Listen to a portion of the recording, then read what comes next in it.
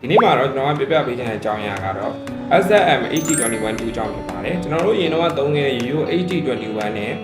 အခု SZM ကနေထုတ်တဲ့8021 2ကဘာတွေကွာမလဲဆိုတာကိုဒီဗီဒီယိုကကျွန်တော်ကပြပြပေးသွားမှာဖြစ်ပါတယ်ပထမဦးဆုံးတစ်ချက်ကတော့သူ့ရဲ့ design ပါနော် design က acrylic design နဲ့လာမှဖြစ်ပြီးတော့ design ကလုံးဝ unique ဖြစ်ပြီးတော့ mind နေမှာဖြစ်ပါတယ်နောက်တစ်ခုကတော့ remote control ပါဝင်လာဖြစ်တဲ့အတွက် volume adjustment နဲ့ equalizer adjustment တွေကို remote control ရော phone application တွေရောလိုလိုချိန်ကြီးလို့ရမှာဖြစ်ပါတယ်နောက်တစ်ချက်ကတော့ circuit design ဖြစ်ပါတယ် circuit design ကတော့အရင် version တွေထက်ပိုပြီးတော့ component တွေပိုပါဝင်လာမယ် volume adjustment တွေရဲ့နောက်မှာ capacitor တွေအများကြီးပါဝင်လာပြီးတော့အထွက်ကိန်းနာမှာလည်း component အကြီးကိုအသုံးပြုပေးရတဲ့အတွက်အတန်ရည်သွေးပိုကောင်းပါတယ်နောက်ထပ် update တစ်ခုကတော့ Bluetooth receiving IC က JIC အကြီးကိုအသုံးပြုပေးတာဖြစ်တဲ့အတွက် TWS function လည်းရလာပြီးတော့